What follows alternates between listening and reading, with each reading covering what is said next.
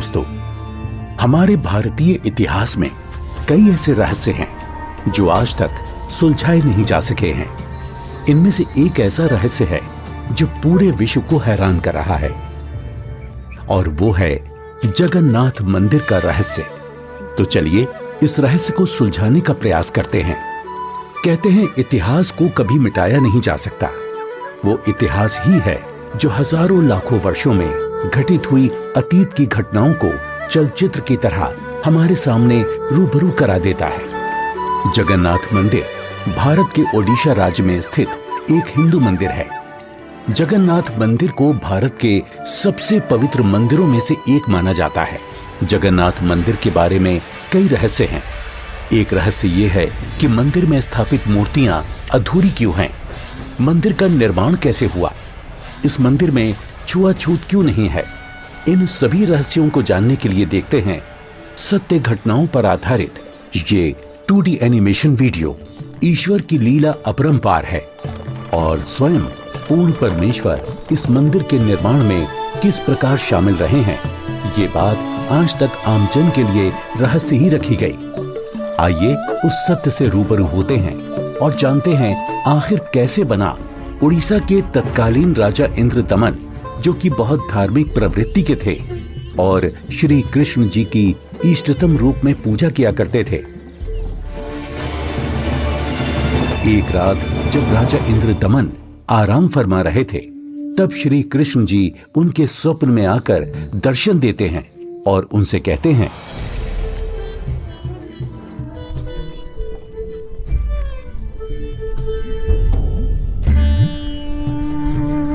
इंद्रदमन, हे प्रभु, आप? हे इंद्रदमन, मेरी मृत्यु के उपरांत जिस संदूक में मेरी अस्थियां विसर्जित की गई थी, वो काष्ठ का संदूक पानी में बहता हुआ तेरे राज्य में पुरी में समुद्र किनारे आ लगा है। मैं चाहता हूं कि तुम मेरे आदेश से उस संदूक को उसी स्थान पर रखकर उसके ऊपर मंदिर यादगार रूप में बनवा दो, जिसका नाम जगन्नाथ होगा। और उस मंदिर में एक विप्र रख देना जो श्रद्धालुओं को पवित्र गीता के अनुसार ज्ञान प्रचार करेगा। याद रहे, इस मंदिर में ना तो कोई मूर्ति होनी चाहिए और ना ही कोई पाखंड। जैसा आपका आदेश महाराज। किंतु भगवान, कृपा करके मुझे वो स्थान दिखा दीजिए जहां मंदिर का निर्माण किया जाना है। ठीक है वत्स, मैं तुम्हें वहां ले चलता हूं।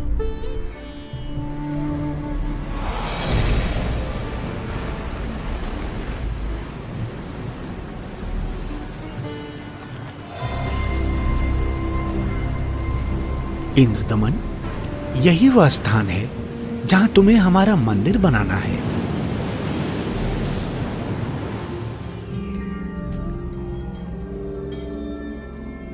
भोर होते ही राजा इंद्रदमन ये बात अपनी पत्नी को बताते हैं। फिर उसके बाद मेरी आंख खुल गई। स्वामी, इस शुभ कार्य में देरी कैसी? सर्व संपत्ति उन्हीं की दी हुई है, उन्हीं को अर्पित करने में क्या सोचना। राजा इंद्रदमन तुरंत अपने मंत्रियों की सभा बुलाते हैं और मंदिर बनाने के लिए राज्य के सबसे कुशल कारीगरों को इकट्ठा किया जाता है, जिसके बाद सभी पुरी नामक स्थान पर पहुंच जाते हैं जहां वो संदूक तैर रहा था। उसे निकलवाकर जमीन खोदकर संदूक दबा देते हैं।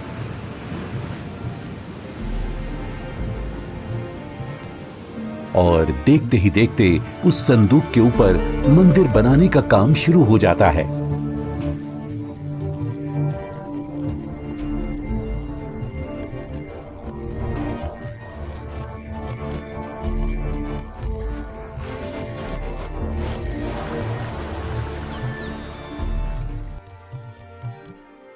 महाराज की जय हो। प्रभु श्री कृष्ण जी की दया से मंदिर बनकर तैयार है महाराज। राजन, बहुत सुंदर मंदिर बनकर तैयार हुआ है। सब श्री कृष्ण जी की कृपा। पीछे हट जाओ, पीछे हट जाओ, सभी चलो। समुद्री तूफान आ रहा है, समुद्री लहरें इतनी ऊपर उठकर हमारी तरफ आ रही हैं। लहरें बहुत तेज हैं। भागो भागो, तूफान आ गया।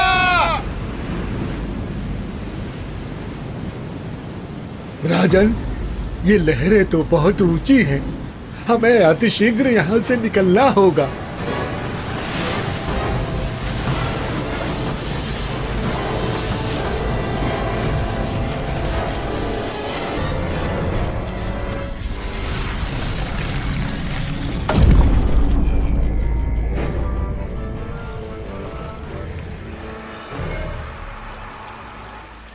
हे भगवान, ये क्या अनर्थ हो गया।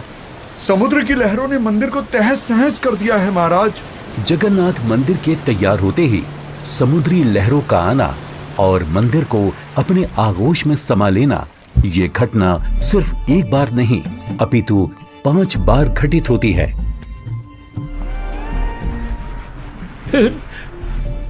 नहीं नहीं, ये नहीं हो सकता। अपने आप को संभालें राजन, हौसला रखें। न जाने समुद्र मुझसे कौन से जन्म का बदला ले रहा है। मैं क्या करूं, कुछ समझ नहीं आ रहा है। राजकोष भी खाली हो चुका है। अब और मंदिर बनवाने का मेरा सामर्थ्य ही नहीं बचा। हे भगवान, यह तुच्छ जीव आपके आदेश का पालन अब नहीं कर पाएगा। मुझे माफ कर देना भगवान, माफ कर देना। राजा के 100 यत्न करने के बावजूद मंदिर नहीं बन रहा था। तब काल ब्रह्म से हुए वचन के मुताबिक सर्व सृष्टि के रचनाहार, सभी आत्माओं के जनक, दुखहर्ता कबीर प्रभु अपने निज धाम सतलोक से आकर वहां प्रकट होते हैं और एक संत रूप में राजा के दरबार में पहुंच जाते हैं।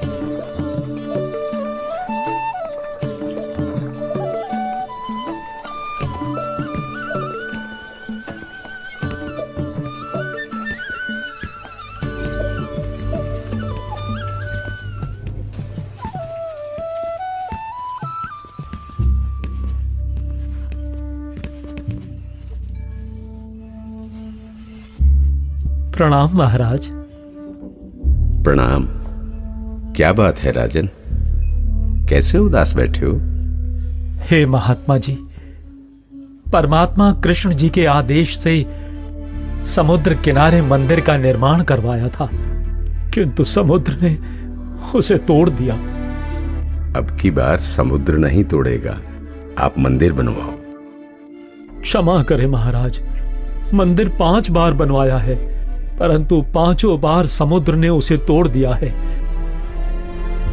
कोई बात नहीं इंद्रदमन, यदि मन बने तो मेरे पास आ जाना। मैं यहीं पास में पहाड़ी पर रहता हूं, वहीं पर मेरी कुटी है।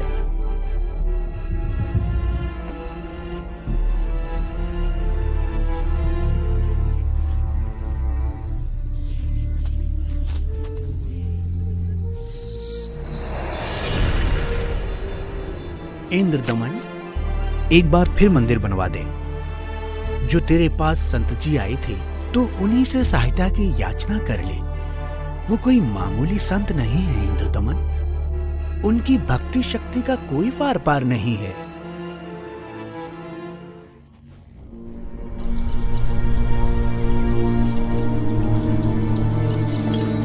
क्या हुआ महाराज? अभी अभी भगवान श्री कृष्ण जी ने दर्शन देकर मंदिर फिर से बनवाने को कहा है। अच्छा। और बताया है कि जो संत समुद्र को रोकने की बात कर रहे थे वो बहुत शक्ति युक्त हैं। मुझे उन्हीं के पास जाकर प्रार्थना करनी चाहिए। प्रभु कह रहे हैं तो आप मत चूको महाराज, प्रभु का मंदिर फिर बनवा दो। बनवाना तो मैं भी चाहता हूँ, किंतु अब तो राजकोष भी खाली हो चुका है। इस वक्त मैं धर्म संकट में फंस चुका हूँ। यदि मंदिर नहीं बनवाऊंगा तो प्रभु अप्रसन्न हो जाएंगे और मंदिर बनवाने के लिए धन भी शेष नहीं रहा। स्वामी, आप चिंतित ना हो।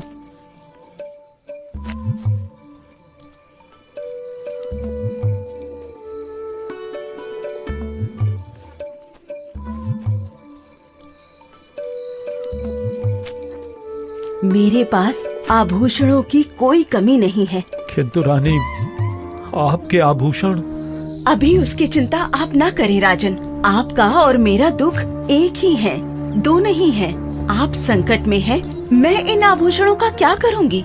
आप बस भगवान के आदेश के अनुसार मंदिर निर्माण का कार्य पुनः प्रारंभ करवाएं। स्वामी, ये आभूषण भी भगवान के ही दिए हुए हैं और भगवान के आदेश का पालन करने में इनका सहयोग लेना मैं अपना सौभाग्य समझूंगी। जी। सुबह उठते ही राजा इंद्रदमन अपने महामंत्री को बुलाकर भगवान श्री कृष्ण जी के आदेश के बारे में बताते हैं। आप जाइए और मंदिर कार्य पुनः प्रारंभ कराने की तैयारी करें।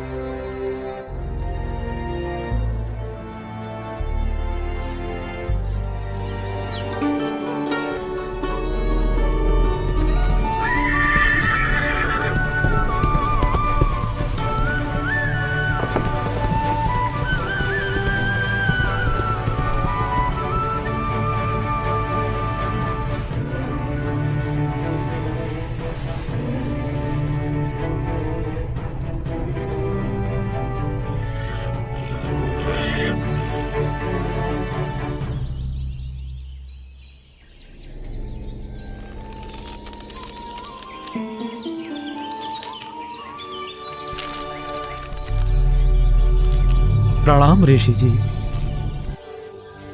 कहो इंद्रदमन, कैसे आना हुआ? हे महात्मा, मुझे माफ कर दो। मैंने आप पर विश्वास नहीं किया। स्वप्न में भगवान श्री कृष्ण जी ने बताया है कि आप समर्थ ऋषि हैं। मुझ दीन पर कृपा करो। राजन, जिस ओर से समुद्र हर बार आकर मंदिर को बहा ले जाता है, आप उस ओर एक छोटा सा चबूतरा बनवा दें, जिस पर बैठकर मैं परमात्मा की भक्ति करूंगा। जो आज्ञा महाराज। कुछ समय बाद मंदिर का निर्माण कार्य तकरीबन पूरा हो चुका था। एक दिन राजा स्वयं खड़े होकर निर्माण कार्य देख रहे होते हैं।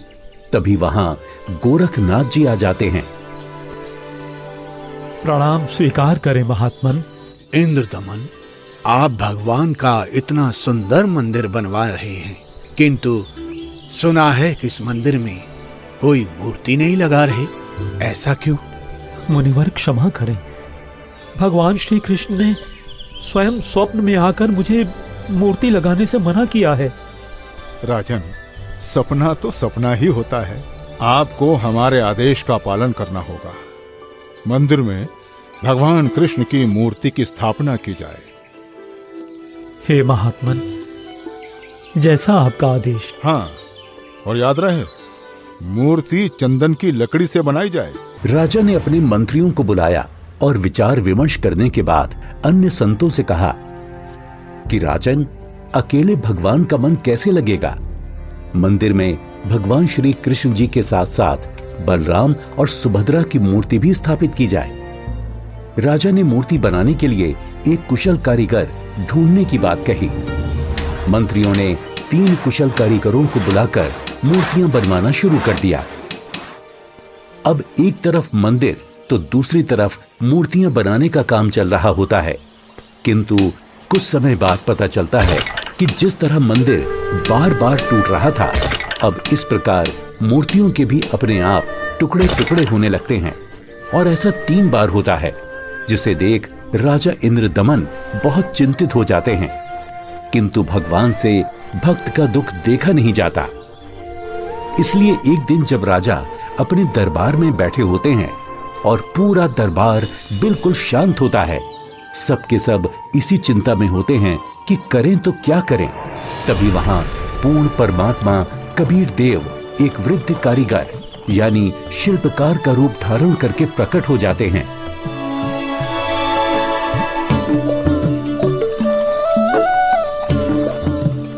राजा से कहो कि मैं एक शिल्पकार हूँ और मूर्ति बनाना बड़े अच्छे से जानता हूँ।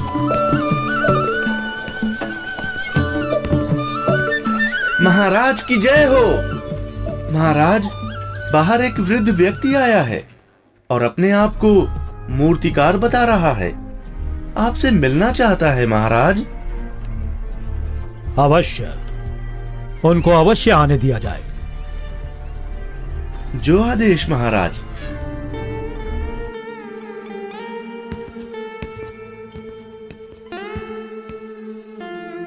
ये कारीगर तो बड़ा अनुभवी लगता है। अवश्य भगवान की ही कोई लीला है। हे राजन, मैंने सुना है कि प्रभु के मंदिर के लिए मूर्तियां पूर्ण रूप से बन नहीं पा रही हैं। जी, आपने बिल्कुल सही सुना है। मैं 80 वर्ष का वृद्ध हो चुका हूँ और मुझे 60 वर्ष का अनुभव है राजन। चंदन की लकड़ी की मूर्ति प्रत्येक कारीगर नहीं बना सकता। यदि आपकी आज्ञा हो तो सेवक उपस्थित है। हे कारीगर, आप मेरे लिए भगवान ही हैं, जो कारीगर बनकर आए लगते हो। कृपया आप शीघ्र, अति शीघ्र ही मूर्तियां बना दो। मूर्तियां तो मैं बना दूंगा, किंतु राजन, मेरी एक शर्त है। क्या शर्त है आपकी? राजन, मूर्ति बनाने के लिए मुझे एक कमरा चाहिए, जिसे अंदर से बंद करके मैं बड़ी स्वच्छता से मूर्ति तैयार करूंगा। और जब मूर्तियां तैयार हो जाएंगी तो मैं स्वयं दरवाजा खोलूंगा। ठीक है। एक बात और राजन, यदि किसी ने मेरे बाहर आने से पहले दरवाजे को खोलने का प्रयास किया तो मूर्तियां फिर पूरी बन नहीं पाएंगी। वो जितनी बनी होंगी उसी हालत में आपको मिलेंगी और फिर उन्हें पूर्ण कर पाना संभव नहीं होगा राजन। जैसी आपकी इच्छा। मंत्री जी, मूर्तियां बनाने के लिए सब बंदोबस्त किया जाए।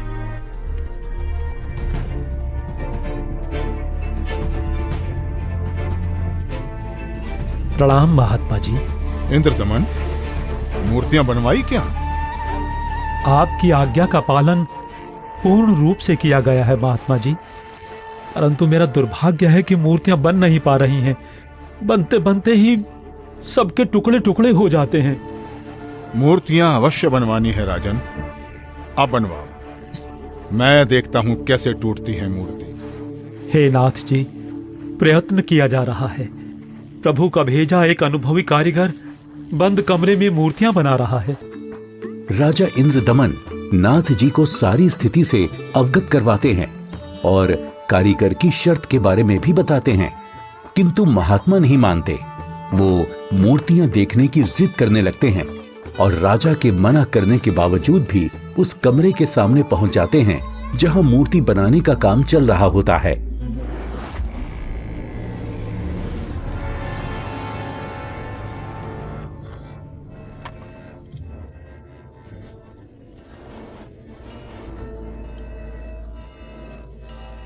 कारीगर, दरवाजा खोलो। दरवाजा खोलो कारीगर। मैं कहता हूं दरवाजा खोलो कारीगर, हमें मूर्तियां देखनी है। राजन, आप बता रहे हो 80 वर्षीय वृद्ध हैं और 12 दिन से खाना पीना भी नहीं किया है। अब आवाज भी बंद है, कहीं कारीगर मर न गया हो। आप दरवाजे को तोड़वा दीजिए। राजा न चाहते हुए भी नाथ जी के कहने पर दरवाजे को सैनिकों से तुड़वा देते हैं।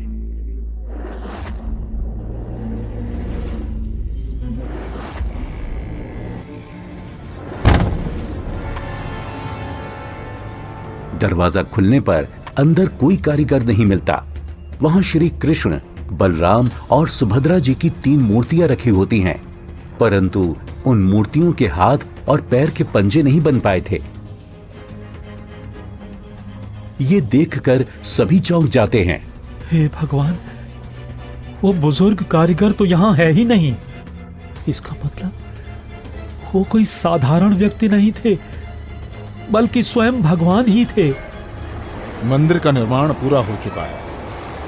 अब इन्हीं मूर्तियों को भगवान की इच्छा समझकर मंदिर में स्थापित करवा दो राजन, हो सकता है प्रभु को यही स्वीकार हो। लगता है श्री कृष्ण ही स्वयं मूर्तियां बनाकर गए हैं। मंदिर का निर्माण कार्य संपन्न हो चुका था। अब बारी थी तो मूर्तियों में प्राण प्रतिष्ठा की, जिसके लिए राजा, रानी, मंत्री, महामंत्री और काफी संख्या में पंडित ब्राह्मण मंदिर के सामने पहुंच जाते हैं।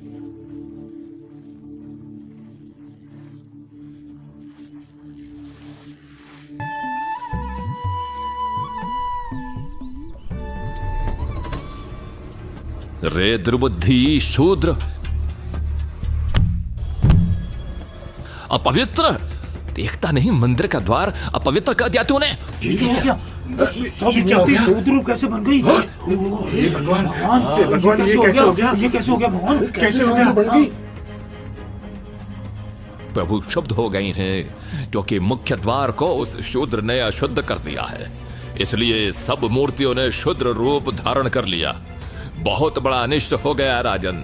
कुछ समय उपरांत देखते ही देखते मूर्तियां अपने वास्तविक रूप में आ जाती हैं, जिसके बाद पंडित कई बार गंगा जल छिड़ककर मूर्तियों को शुद्ध करने का उपक्रम करते हैं। मूर्ति स्थापना के कुछ दिन बाद अचानक समुद्री तूफान आ जाता है और समुद्री लहरें लगभग 40 फीट ऊंची उठकर बहुत तेज वेग में मंदिर की ओर चल पड़ती हैं। सभी आपस में बातें करने लगते हैं। लगता है अब की बार भी समुद्र मंदिर को नष्ट कर देगा। अरे ये क्या? संत जी अभी भी वहीं पर बैठे हैं। अरे कोई उठाओ उनको वहां से। सभी चिल्लाते हैं, हट जाओ, हट जाओ, हट जाओ वहां से, पीछे हट जाओ, समुद्री तूफान आ रहा है। हट जाओ, हट जाओ, वहां से पीछे आ जाओ, महात्मा जी, पीछे आ जाओ। अरे अरे अरे अरे अरे ये क्या हो गया? ये क्या हो गया? ये क्या हो गया? अरे क्या हो गया? महात्मा जी ने पानी को वहीं पर रोक दिया है राजन।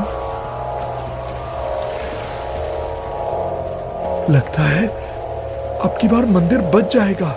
महात्मा अवश्य ही कोई परम शक्ति युक्त है।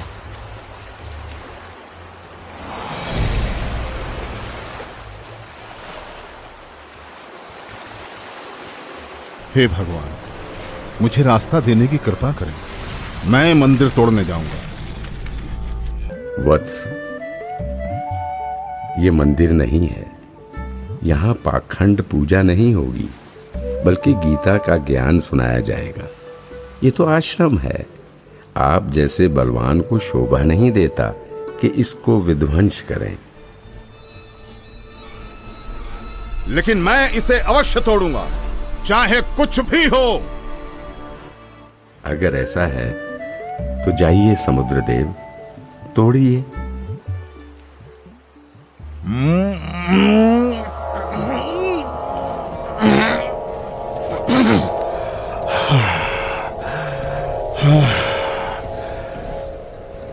मैं आपकी शक्ति के आगे विवश हूं स्वामी।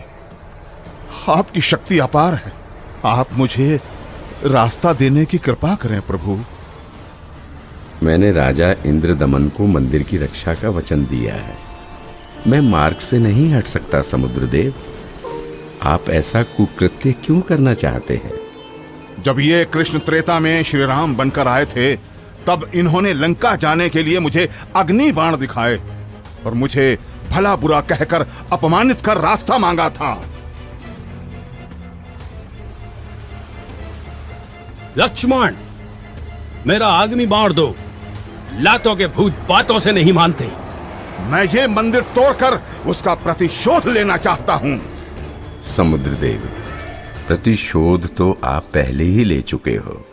आपने तो समस्त द्वारिका पहले ही डुबो दी है। जी नहीं, अभी वो पूर्ण रूप से नहीं डूबी। कोई प्रबल शक्ति युक्त संत आने के कारण मेरा वो कार्य भी अधूरा रह गया और वो आधी ही डूब सकी, क्योंकि मुझे वहां पर किसी ने मानो बांध दिया है। वत्स, वहां भी मैं ही पहुंचा था और मैंने ही वो अवशेष बचाया था। अब जा, शेष बची द्वारका को भी डुबो ले, परंतु उस यादगार को छोड़ देना जहां श्री कृष्ण के शरीर का अंतिम संस्कार किया गया था। अन्यथा आने वाले समय में ये भ्रम पैदा होगा कि श्री कृष्ण की मृत्यु ही नहीं हुई। समुद्र, ध्यान देकर सुन। यदि फिर इधर मंदिर तोड़ने आया तो बात ठीक नहीं रहेगी।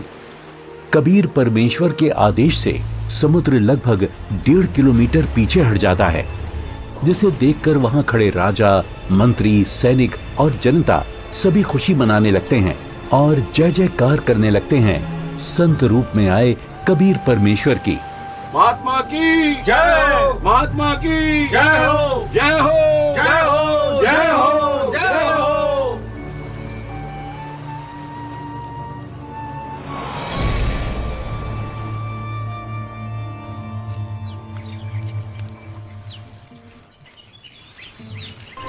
पंडित जी, सब कुछ करके देख लिया, आपका कुष्ठ रोग तो बढ़ता ही जा रहा है। भगवान, परमेश्वर, ये क्या हो गया? हे प्रभु, कष्ट हरो महाराज, क्षमा करो महाराज। पता नहीं मुझे किस पाप का प्रायश्चित करना पड़ रहा है। गलती क्षमा करो प्रभु, गलती क्षमा करो।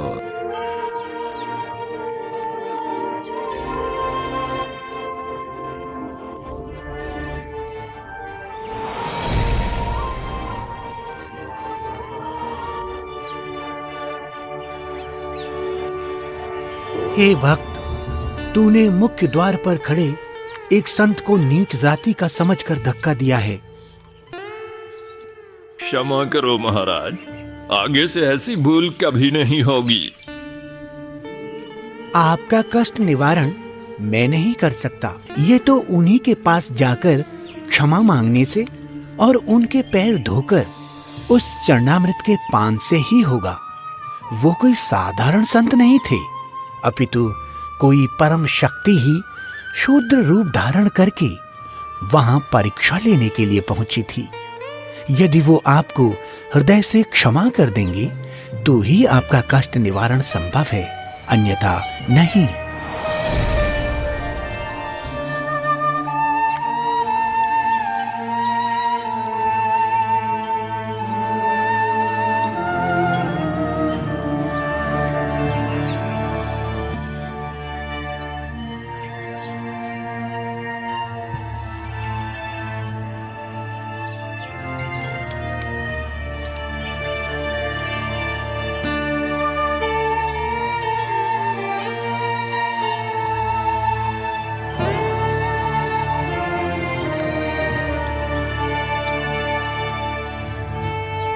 सुना है कि पंडित जी ने प्राण प्रतिष्ठा वाले दिन जिसको धक्के मारकर मंदिर से बाहर गिराया था, भगवान श्री कृष्ण ने दर्शन देकर उन्हीं से माफी मांगने को कहा है।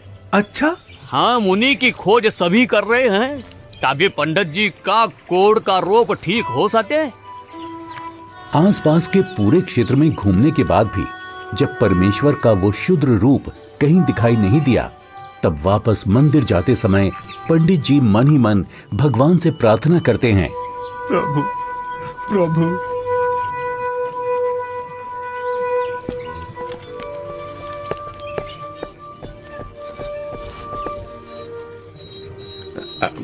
अरे अरे रुकिए पंडित जी, मैं शूद्र हूं, मेरे नजदीक मत आइए, आप भी अशुद्ध हो जाएंगे। आप ऐसा न बोले, मैं बहुत शर्मिंदा हूं भगवान। परवरदिगार, मेरा दोष क्षमा कीजिए, मुझ पर दया कीजिए करुणानिधि। क्या बात है पंडित जी, आप क्यों विलाप कर रहे हैं? महाराज, उस दिन मुझसे बहुत बड़ी भूल हो गई, मुझे क्षमा कर दीजिए प्रभु। ये नीच प्राणी प्रायश्चित करना चाहता है, अपने चरणों का जल देने की कृपा करें जिससे मेरा कोढ़ ठीक हो सके प्रभु।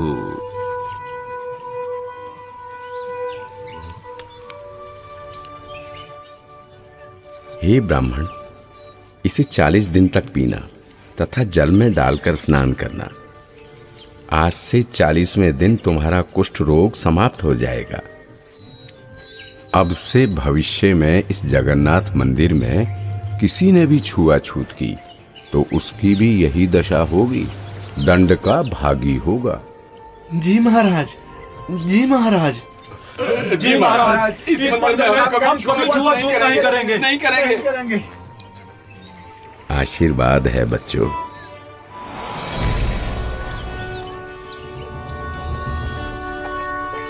कहते हैं जगत का पेख ना पेख्या, धनी का नाम ना लेखिया। कोई कहता है कि मंदिर श्री कृष्ण जी ने बनवाया, तो कोई कहता है कि जगन्नाथ भगवान ने बनाया, लेकिन जो करने वाला था उसका कहीं नाम नहीं।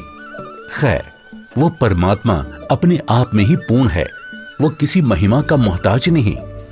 तो आपने देखा कि किस प्रकार परमेश्वर कबीर देव जी ने संत रूप में प्रकट होकर समुद्र को रोककर जगन्नाथ मंदिर की स्थापना करवाई, कारीगर रूप में अवतरित होकर मूर्तियां बनाई और क्षुद्र रूप बनाकर मंदिर से छुआछूत जैसी बुराई को हमेशा हमेशा के लिए खत्म कर दिया। समर्थ का कार्य समर्थ ही कर सकता है। तो ये थी कहानी पुरी के जगन्नाथ मंदिर की, जिसे कबीर प्रभु ने बनवाया और हर वर्ग हर जाति के लोगों को समान अधिकार दिलवाया। जगन्नाथ मंदिर की सत्य कहानी का रहस्य संत रामपाल जी महाराज जी के मंगल प्रवचनों से लिया गया है। हम सभी संत रामपाल जी महाराज का कोटि कोटि धन्यवाद करते हैं, जिन्होंने हमारे शास्त्रों में छुपे गूढ़ रहस्यों को उजागर कर हमें सत्य से रूबरू कराया। आज वर्तमान में केवल संत रामपाल जी महाराज ही तत्वदर्शी संत हैं, जो भक्ति और भगवान के बारे में वास्तविक जानकारी दे रहे हैं। संपूर्ण आध्यात्मिक ज्ञान प्राप्त करने के लिए अवश्य सुने जगत गुरु तत्वदर्शी संत रामपाल जी महाराज के मंगल प्रवचन।